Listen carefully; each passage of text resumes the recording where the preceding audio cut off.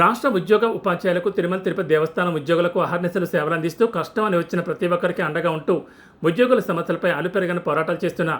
Andhra Pradesh CPS employees association రాష్ట్ర associate అధ్యక్షులు, TTD employees welfare association అధ్యక్షులు, TTD employees bank director, Andhra Pradesh రాష్ట్ర ప్రభుత్వ శ్రమశక్తి అవార్డు గ్రహీత సినీ నటుడు చీర్ల కిరణ్ జన్మదిన వేడుకలు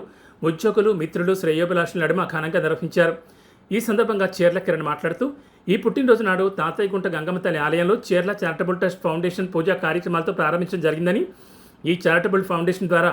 ఈరోజు 10వ తరగతి విద్యార్థులకు ఎగ్జామ్స్ కిట్ను ఉచితంగా పంపిణీ చేయడం జరిగిందని,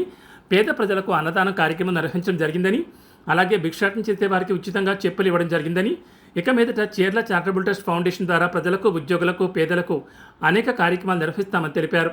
చీర్ల కిరణ్ జన్మదిన సందర్భంగా వందలాది మంది ఉద్యోగులు, మిత్రులు, శ్రేయోభిలాషులు భారీ సంఖ్యలో పాల్గొని జన్మదిన శుభాకాంక్షలు తెలిపారు.